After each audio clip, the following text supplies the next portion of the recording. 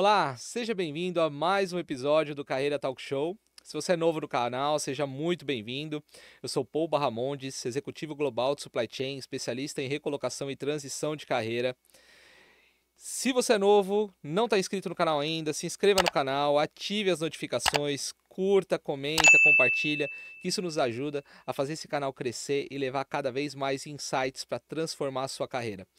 Hoje, recebendo um convidado muito especial, Daniel Barrichello Sigali, executivo de vendas, muita experiência, mais de 23 anos de experiência no mundo corporativo, passou por grandes organizações e hoje falando um pouquinho sobre essa área que eu sou apaixonado, que muitas pessoas têm até medo muitas vezes, né? Tem até muitos livros falando de que saber vender é da natureza humana e hoje a gente vai entender um pouquinho como a área de vendas apareceu na vida do Daniel e como é que ele entregou muito resultado para grandes organizações. Daniel, muito obrigado pelo seu tempo e compartilhar conhecimento com a Eu gente. que agradeço, pô. Obrigado aí pela oportunidade. Não, o prazer é todo meu, principalmente por falar desse assunto que eu, como do outro lado da mesa, É verdade. outro lado da mesa, eu adoro conversar sobre esse tema porque, na verdade, não muda, na minha visão, não muda muita coisa. Eu negocio de um lado de cá, você negocia do lado de lá, mas o vender em si ainda é uma coisa que, para quem está do lado de cá, às vezes é meio assustador. Porque, Enigmático. exatamente, porque você aprende a se defender de técnicas de vendas, mas quando você está do outro lado, a coisa muda. Mas eu gosto de começar com uma pergunta: como é que essa área, como é que vendas entrou na sua vida? Olha, você sabe que você me fez voltar aí alguns anos atrás. Eu fui para a área de vendas porque eu fui ser office boy. Eu não sei nem se ainda existe essa profissão, ainda mais hoje. Num departamento de vendas.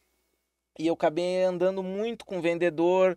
Eu tinha 14, 15 anos quando eu comecei e eu fui ser office boy de um departamento de vendas. E com contato com os vendedores, com a rotina dos vendedores, com o cliente, eu acabei gostando. Eu falei, é isso aqui que eu vou fazer. Eu quero ser o que esses caras fazem, né?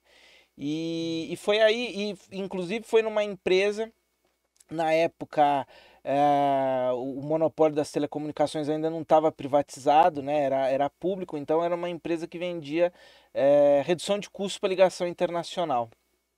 E foi ali que eu comecei a ter contato, e depois de um tempo eu virei vendedor ali. Que bacana. Então, você tá me dizendo que você meio que aprendeu a área de vendas, porque eu já ouvi muitas pessoas falarem que vender é um dom. Tem várias pessoas que já nasceram com realmente um dom de venda, comunicação. Eu, por exemplo, não nasci com esse dom. Apesar de muitas pessoas falarem que eu sou vendedor, eu não nasci com esse dom. Mas você desenvolveu essas competências ao longo do tempo ou você já acha que nasceu com essa predisposição? Eu acho que é um pouco dos dois, né? Eu acho que sim, você tem que. E isso aí nasce com a pessoa, né? Essa questão da persistência, da resiliência, da vontade ali de realmente falar: não, eu vou vender para esse cara. Eu vou ganhar esse negócio. A satisfação de poder fazer essa venda e poder falar: não, eu vendi para esse cliente, eu fiz esse projeto. Acho que isso é um pouco. E aí você adquire também, né? Metodologia, disciplina, conhecimento do que você está vendendo, conhecimento do que você vai falar com o seu cliente. Então eu acho que é um pouco dos dois. Que bacana. Eu acredito mesmo que é possível se desenvolver na área de vendas, mas eu acredito que eu concordo com você nesse ponto, que existe um pouquinho de dom, né? Que assim, dá para desenvolver, dá para você ser um bom vendedor, mas quando você nasce aquele dom, aquela coisinha, eu acho que faz total diferença. E considerando esse início de carreira, né? Que saiu de office boy para poder entrar nessa área de vendas, querer falar com essas pessoas, ser como essas pessoas de vendas. Quais foram os maiores desafios que você enfrentou na área de vendas? Porque eu vi aqui no seu histórico, a gente já conversou, a gente já se conhece, muito premiado em várias empresas que você passou, que eu ainda quero explorar um pouquinho. Quais foram os pontos que levaram você a ganhar esses prêmios nas empresas de vendas e tudo mais, mas quais foram as dificuldades que você enfrentou nesse início, principalmente nesse início da carreira? Eu sempre tive experiências de hunter, né? De prospecção. Então você abrir contas, abrir relacionamentos, abrir contatos, entrar dentro das empresas, né? Então eu acho que esse é sempre o maior desafio, você abrir a conta, né? E hoje nós falamos tanto em custo de aquisição de cliente, custo de aquisição de novos clientes, então eu vejo que o entrar, a prospecção em si é, é o maior desafio.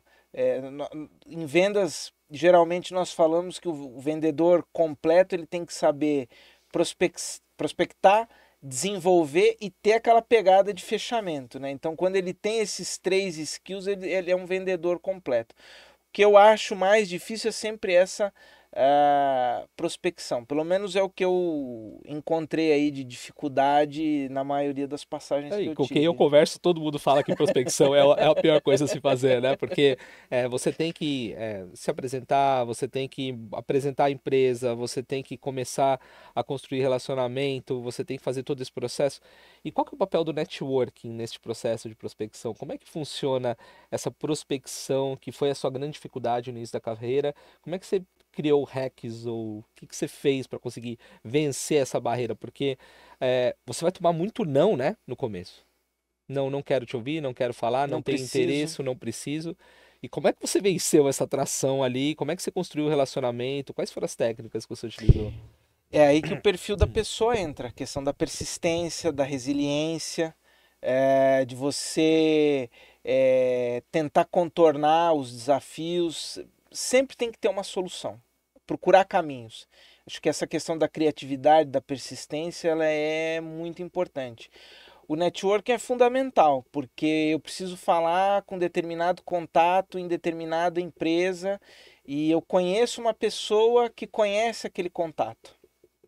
Eu, dentre um dos grandes clientes que eu tive a honra de poder atender na minha carreira, foi a Casas Bahia, né?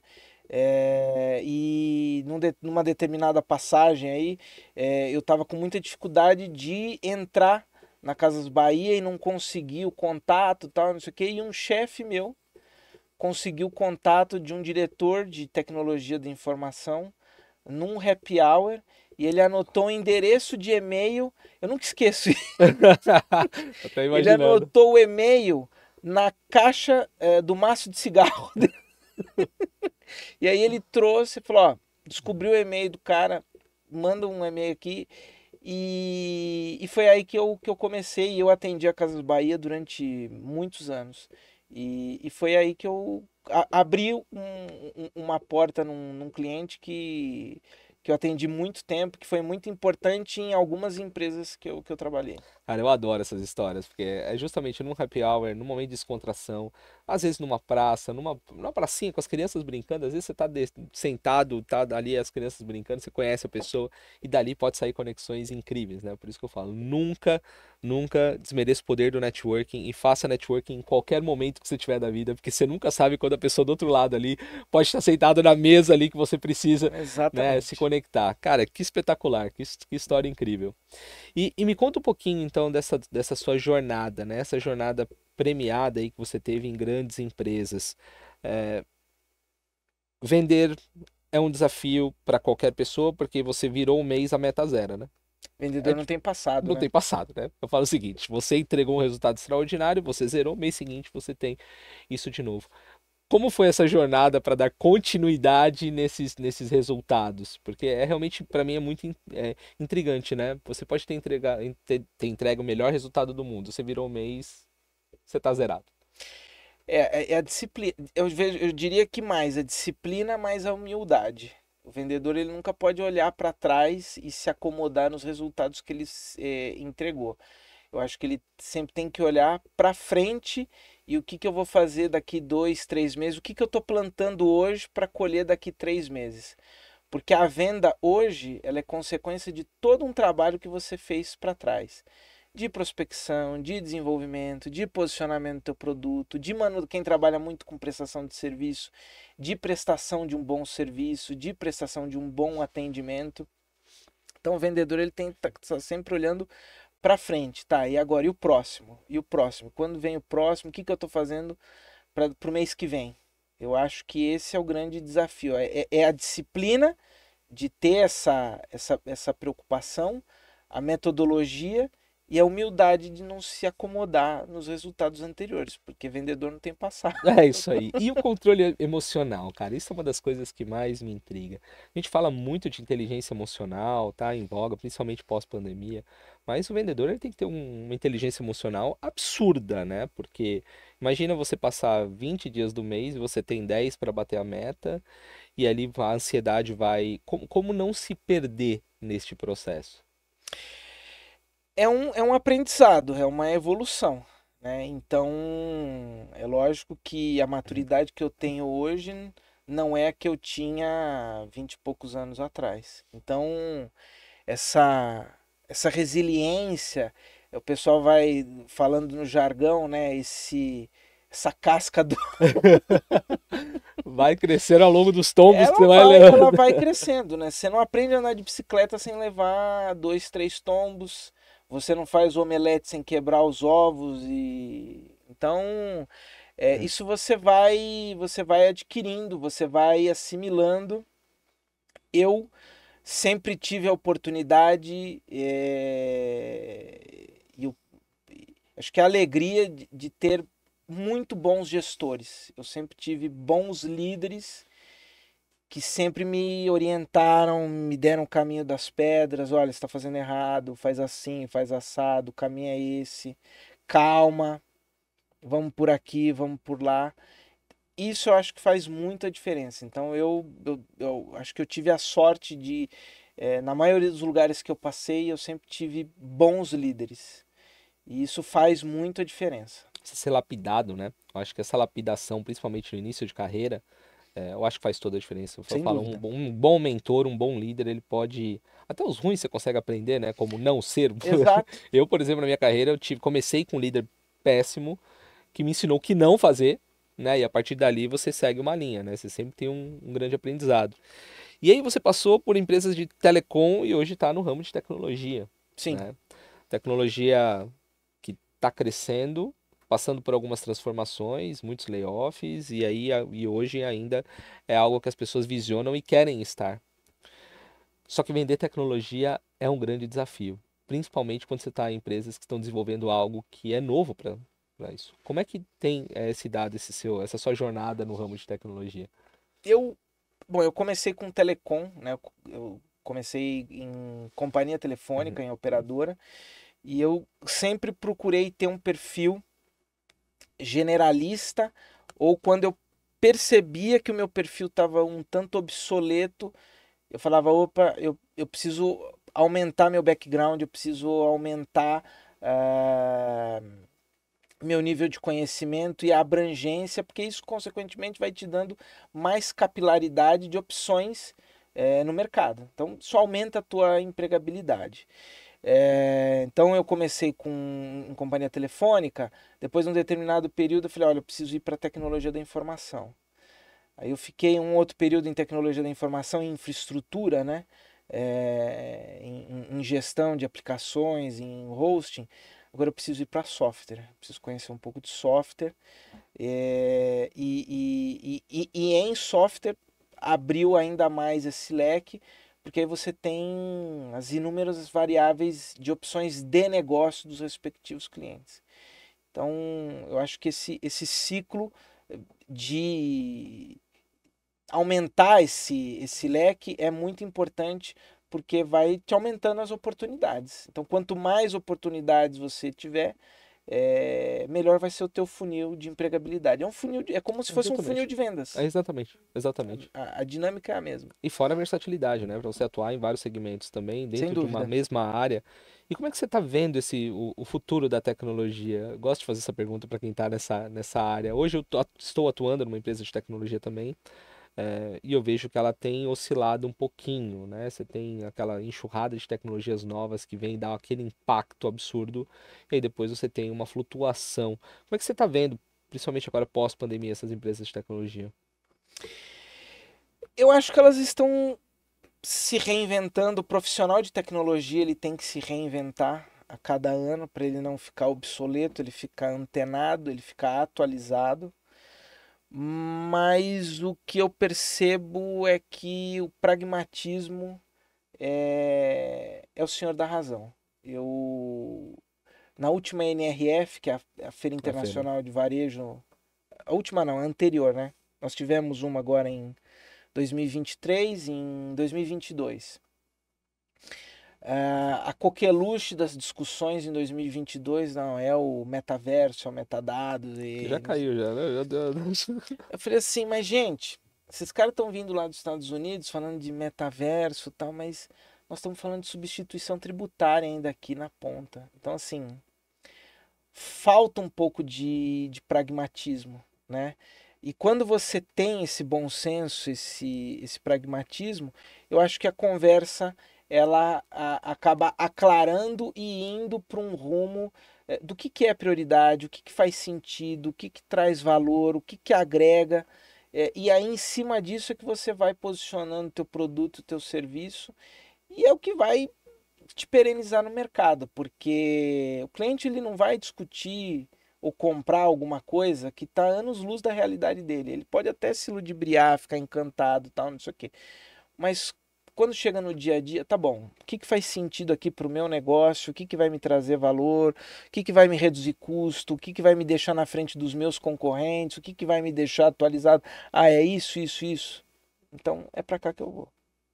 É, o quanto você está distante, né, dessas novas tecnologias. Eu achei o metaverso uma ideia genial, mas para mim no começo foi como um Google Glass, né, que eu acho uma tecnologia incrível, mas não perdurou porque o momento e tudo mais. E é aquilo que você comentou, trazer um metaverso para um mercado onde ele não está maduro o suficiente para você ter empresas trabalhando consistentemente com o SPED, substituição tributária e tudo mais, é meio insano, né? Tem empresas que ainda estão na internet 1.0 ainda, Sim, 2.0. Como é que você vai para um metaverso se você não consegue atender bem o seu cliente aqui no dia a dia, né? fazer o básico. Às vezes parece clichê, mas não é. A maioria das empresas não fazem ainda bem feito o básico. Da experiência, do atendimento, do processo, pensar digital. Muitas empresas falam, eu sou digital, eu tenho uma área digital. Mas se você realmente é digital, para que você precisa de uma área de digital? Porque não permeia na companhia, entendeu?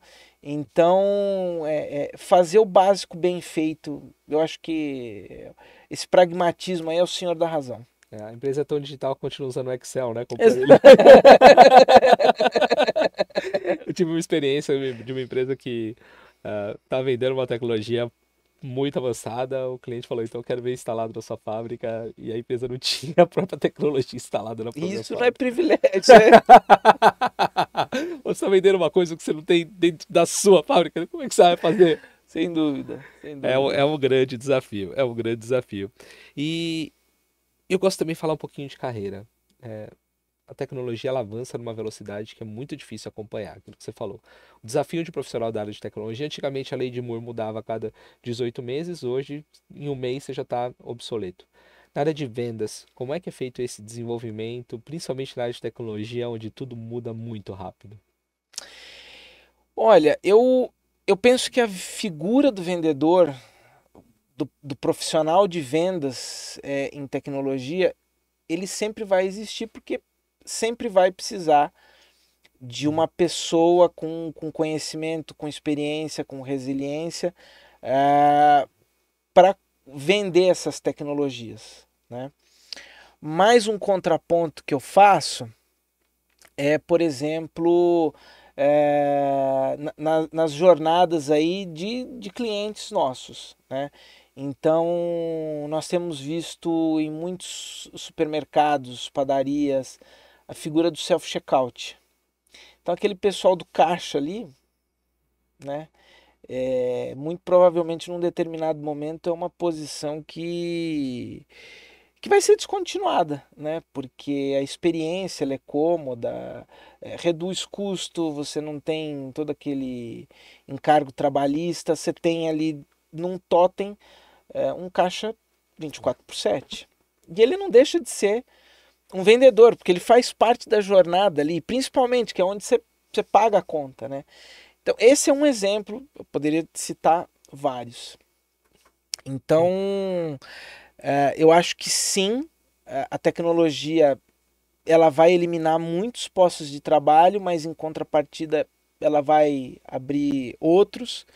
Eu acho que muitas profissões ainda Tem que ser inventada. estão por vir, né? E ter estar antenado nessa acompanhar essa mudança, né?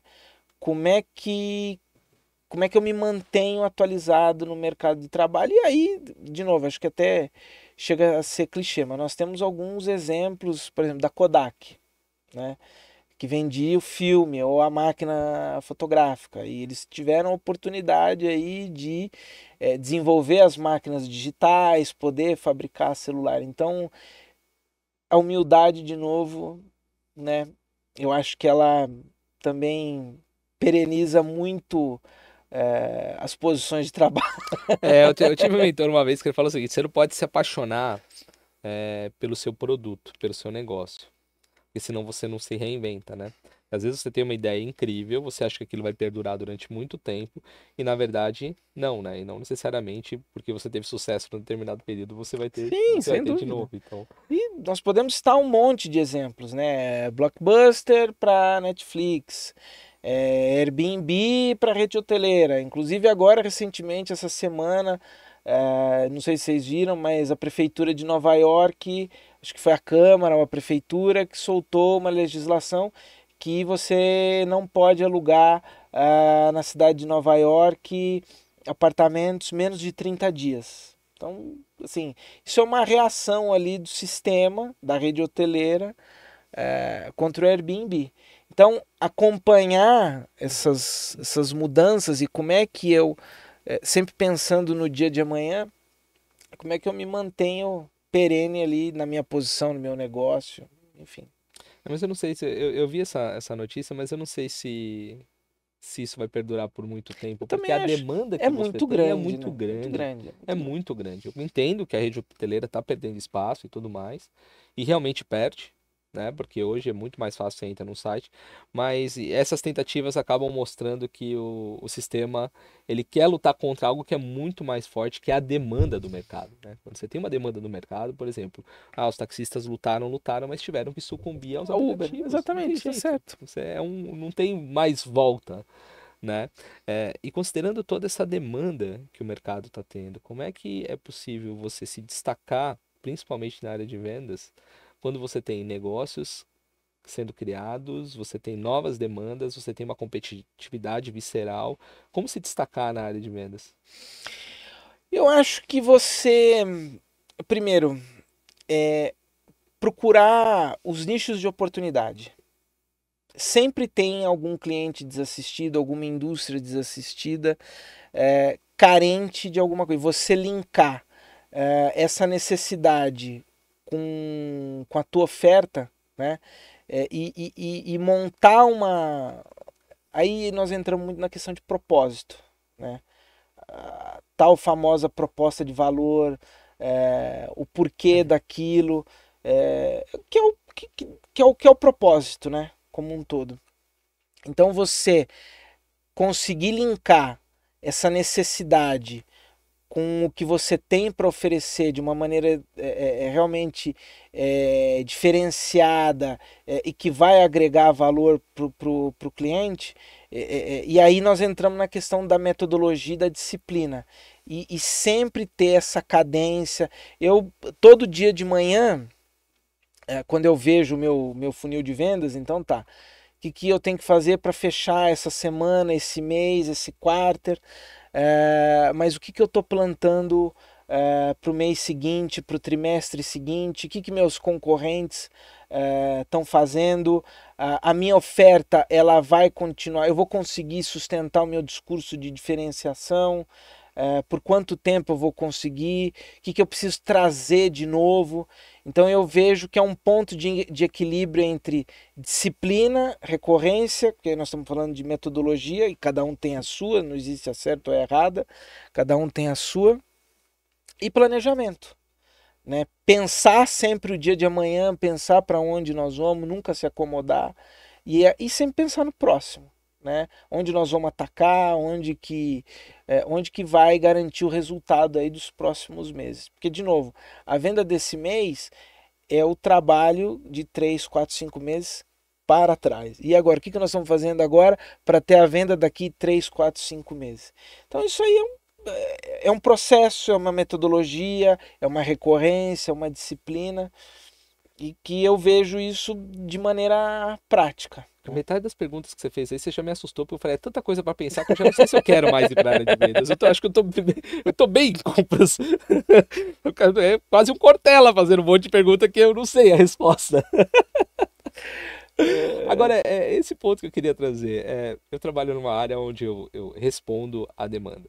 Né? Então, é muito mais simples eu responder a uma demanda. É muito mais simples eu negociar do que eu ter que responder todas as perguntas que você se fez. Mas como encontrar essas respostas? Porque, assim, se você está na frente da área de vendas, como head e tudo mais, você tem que dar a solução para essas perguntas que você mesmo gerou. E aí eu me pergunto, como você faz para encontrar essas respostas? Que são coisas complexas de se responder. Não, o que que eu vou fazer daqui a 3 meses? Como é que eu vou fazer? Como é que eu preencho meu funil? Como é que eu alimento meu funil para antecipar? Porque assim, o mês que está correndo é a decorrência do que, como você falou, do que já aconteceu. E você já tem que estar trabalhando no mês seguinte, ou seja, em várias frentes, e ao mesmo tempo se planejando, organizado. Como responder essas perguntas? Excelente pergunta. Não querendo desmerecer, mas, por exemplo, a área de compras, ela de certa forma dentro da empresa, ela é reativa. Ela reage à demanda Sempre. que a área de negócio da tua companhia gerou. Olha, eu tenho esse projeto, eu tenho essa demanda. Ambos estão linkados dentro do nosso planejamento estratégico de 4, 5 anos. Não é Então, tão amigo assim. Não é tão amigo assim do jeito que está tratando, assim, né? Bem assim, mas ok, é verdade.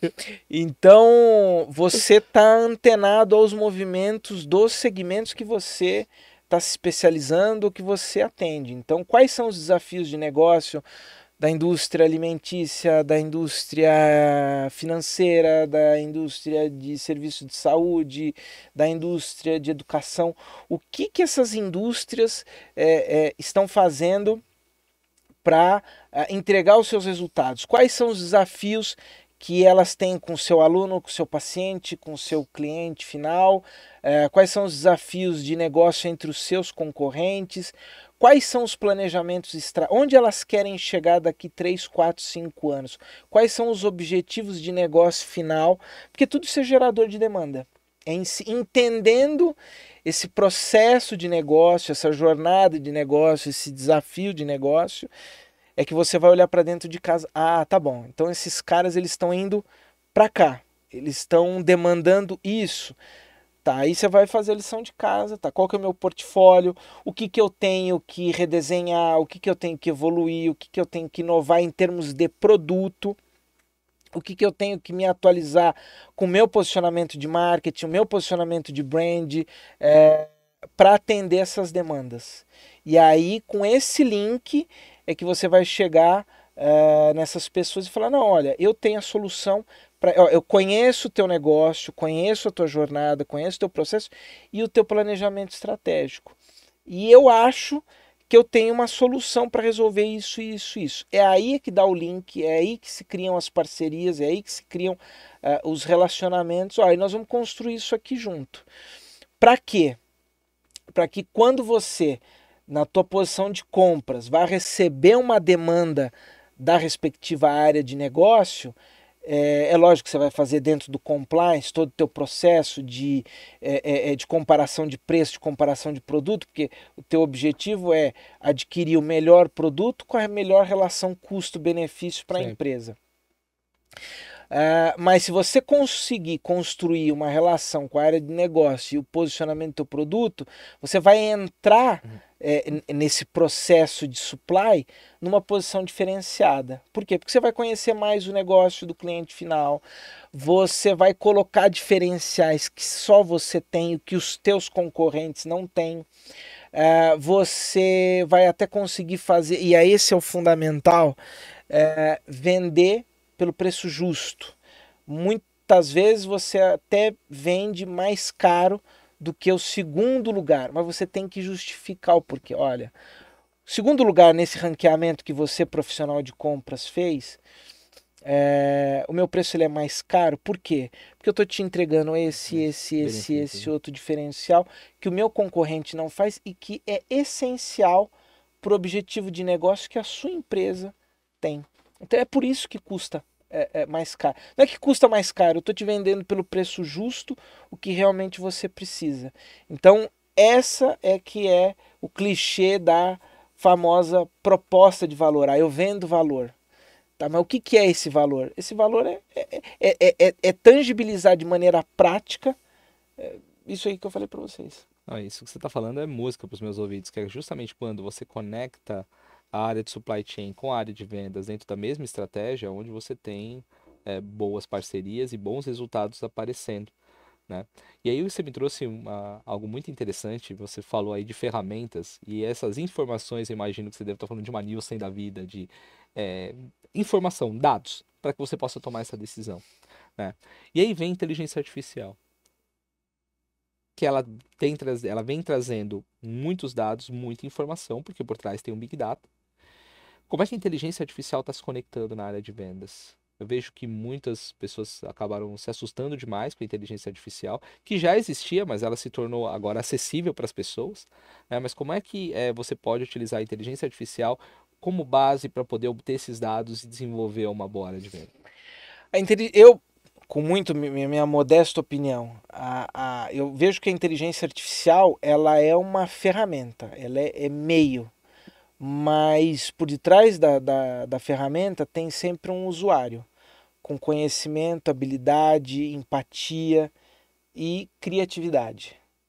Então, tá bom. Como que nós vamos usar a ferramenta de inteligência artificial para tangibilizar? Né? Então, eu vejo que a leitura de cenário, a leitura de momento, ela é muito importante para você usar a ferramenta de inteligência artificial para criar boas ofertas de valores, boas ofertas de serviço, para impactar os clientes, mas eu vejo que ela é meio, ela não é fim. Então eu valorizo muito ainda o conhecimento, a habilidade, a criatividade, a empatia, a liderança na utilização desse tipo de ferramenta para chegar no produto final. É o que eu acredito, é usar a inteligência artificial para facilitar o seu planejamento, com base de informações, que você consegue criar uma série de coisas, mas não ficar com medo de ela trocar, porque vendas é relacionamento, né? Sem dúvida. Por mais que você tenha diversas técnicas, funis, que você tenta trabalhar de forma automática, nada substitui aquele tete a tete, né? Sem dúvida. Eu durante muito tempo eu trabalhei com soluções de comércio eletrônico para grandes indústrias, né? E essas indústrias elas sempre tiveram grandes forças de venda em campo, atendendo seus canais de distribuição, varejo, ponto de venda, enfim. E o que eu sempre falava para esse pessoal, sempre falo, e é uma verdade absoluta, né? O comércio eletrônico, o online, ele nunca vai substituir o vendedor. Por quê? Porque esse cliente que você está visitando, ele mudou, ele é multicanal. Então, ele não só enxerga você, vendedor presencial, fazendo visita uma vez por semana, uma vez por mês, fazendo rota naquele cliente. Ele vai ter determinados momentos dentro da jornada que ele vai querer comprar no sábado à noite. E você não vai estar disponível para vender no sábado à noite. Então o canal digital ele é complementar. Ele vai complementar o teu papel. Muitas vezes ele vai pesquisar no site para comprar de você quando você estiver fazendo a visita durante a semana. Ou ele vai tirar todas as dúvidas dele numa visita presencial. E aí depois ele vai pensar no travesseiro. No dia seguinte ele vai lá na loja e converte. Então eu vejo que sim, a tecnologia ela vai substituir muitas posições, como exemplo do self-checkout, Mas, por outro lado, o vendedor em si, eu vejo que sempre vai existir o ponto de contato. E qual que foi o maior desafio da vida do Daniel nessa sua jornada de carreira? Seu desafio pessoal? Eu acho que do lado pessoal, ser pai. Esse é um desafio para todos, né? ser um bom pai. Eu tenho uma filha de 10 anos. Então, Da idade da minha. Então, do ponto de vista pessoal, que tipo de cidadão eu tô tentando ensinar ou formar para a sociedade, com valores de trabalho, de honestidade, de convívio, de caridade junto à sociedade, de humildade, de bem comum. Eu acho que se eu conseguir passar esses valores para minha filha e a minha filha assimilar isso e ser uma pessoa honesta e trabalhadora e com valores, eu acho que meu papel na sociedade acho que tá bem desempenhado. Não, que bacana, eu compactuo com o mesmo. Eu tenho uma de 10 anos, né? Você conheceu aqui antes a gente sentar aqui para conversar. E é um desafio, né? Eu acho que é um dos maiores desafios da vida, porque profissionalmente, qualquer coisa que aparecer, você desenrola. Sem dúvida. Mas você ter um grande desafio, que é formar, sem ter todas as respostas, e ainda ser um exemplo, né? Porque espelha, porque vai querer te copiar, o que é certo, o que é errado. Você tem que estar em alerta o tempo inteiro, né? Sem dúvida. E num momento onde você tem novas tecnologias, novas fontes de informação, novas realidades, novos convívios, novos perfis, e você tem que acompanhar. Eu diria que é muito mais desafiador. Onde você tem que competir com uma tela com muito mais informação, com muito mais diversão do que você. Acompanhar todas essas fontes de informação, eu acho que é mais desafiador do que o lado profissional. O lado profissional é uma ciência, de certa maneira, é lógico, tem muito essa questão do fator interpessoal.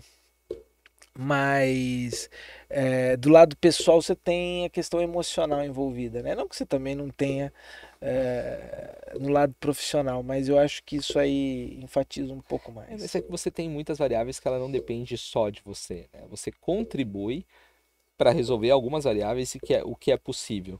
Quando você já fala de ser pai, as variáveis estão na sua mão, só você, e ponto final. Apesar de ter muitas outras e muita inferência, no final do dia é você com aquele serzinho ali que tá te olhando e que tem você como uma referência e você fala, opa, peraí, eu não posso errar, eu não posso falhar. Na empresa você até pode falhar, no máximo você vai perder o emprego, né?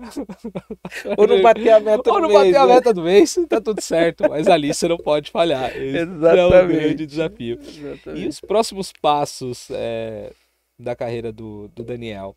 A gente está vivendo um mundo muito diferente, um mundo que é muito difícil, mudando a questão até do emprego, de visão, de empresas.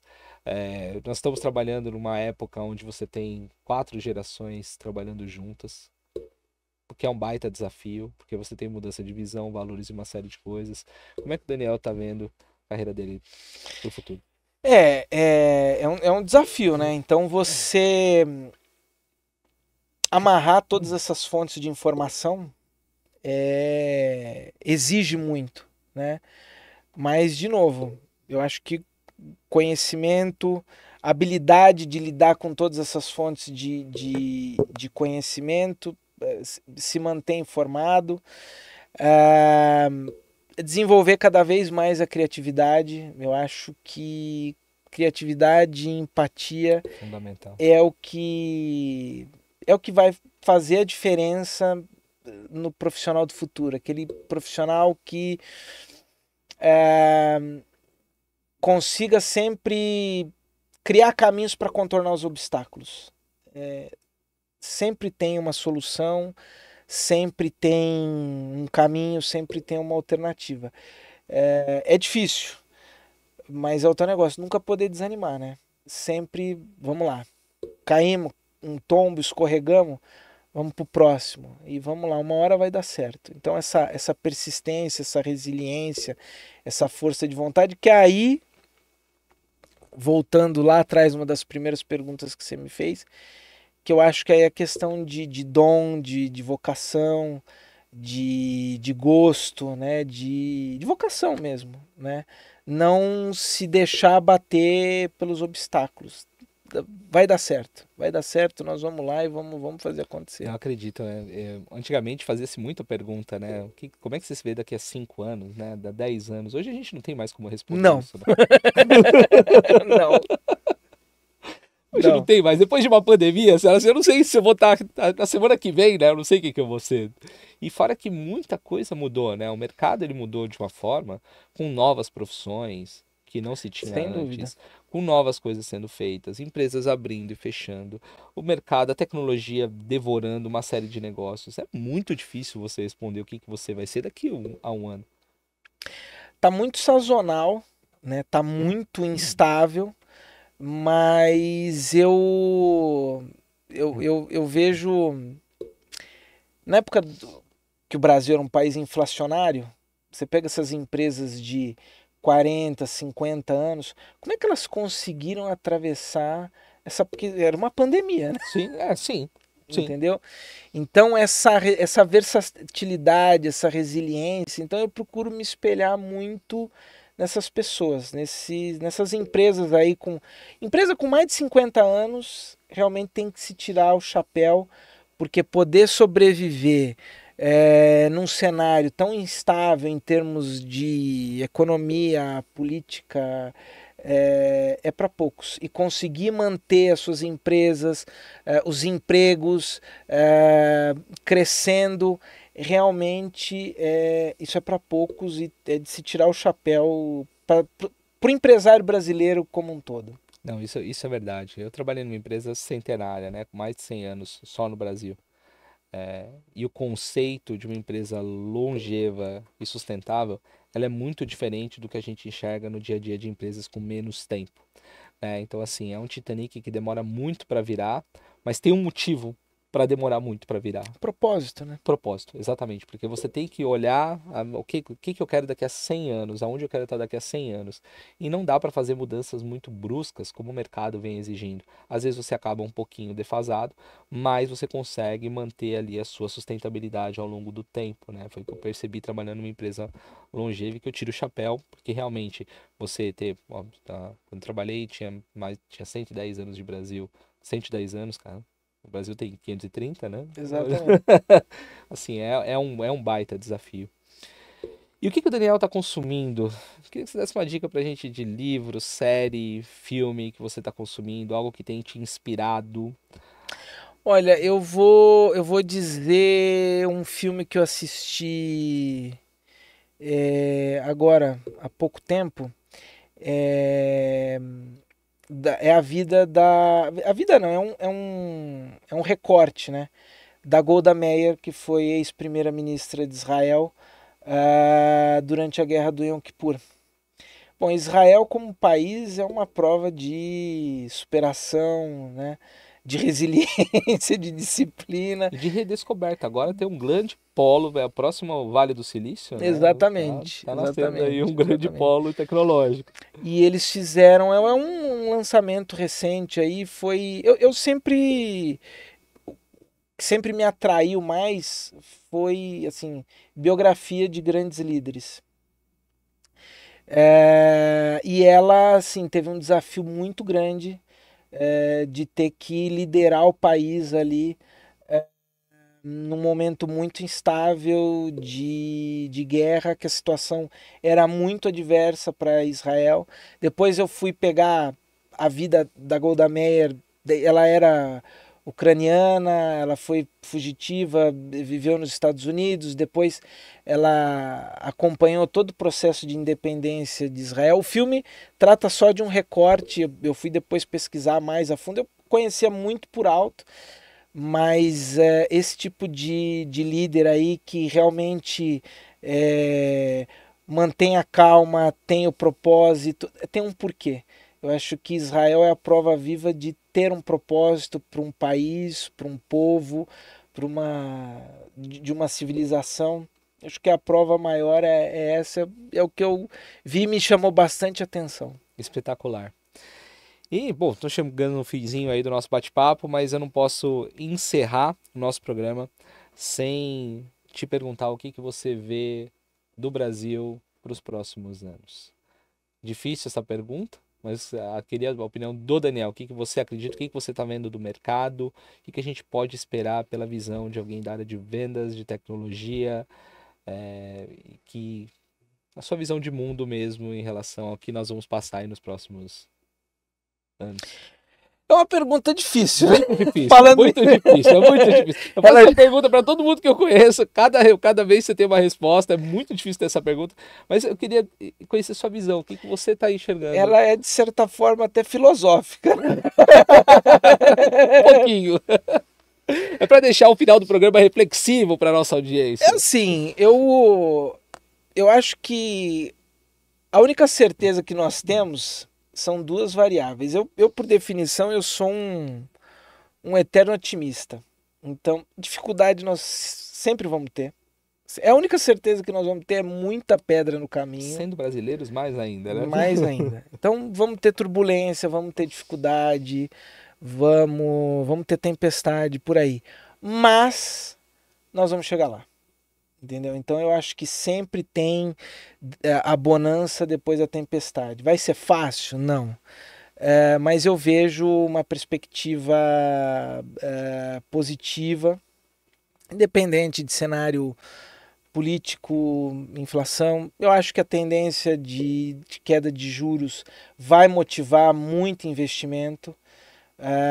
Acho que para o final de 24 nós vamos ter uma janela aí de muitos IPOs, de muita abertura de capital. E vai ser um mar de oportunidade. Vai ser fácil chegar até a abertura dessa janela, porque hoje, assim, nós temos uma taxa de juros elevada, isso aí proíbe o investimento, de certa forma, no setor produtivo.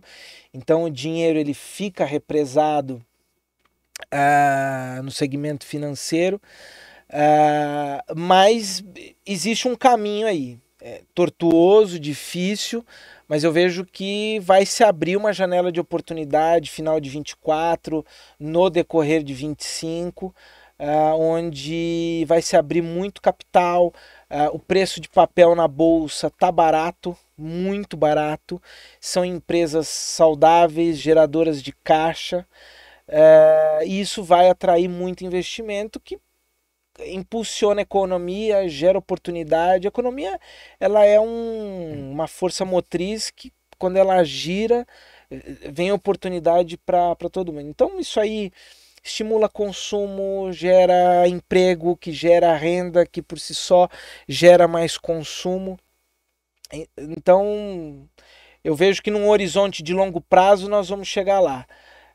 Tem um período aí difícil, que aí vai a versatilidade do brasileiro, a criatividade do brasileiro, de não desanimar e de encontrar caminhos, mas a perspectiva é muito positiva.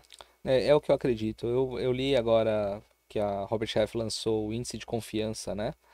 Por parte dos recrutadores e das pessoas. E você vê aqui para os próximos meses, eu já diria a partir do segundo trimestre do ano que vem, eu vejo com bons olhos um bom crescimento, compactuando com o que você está dizendo, que final de 24 para 2025 a gente vai ter realmente uma injeção, né, de investimento das empresas para poder fazer o mercado acontecer. É cíclico, né? Nós passamos por uma pandemia e não dá já para poder tracionar no momento em que todas as empresas estavam estáveis.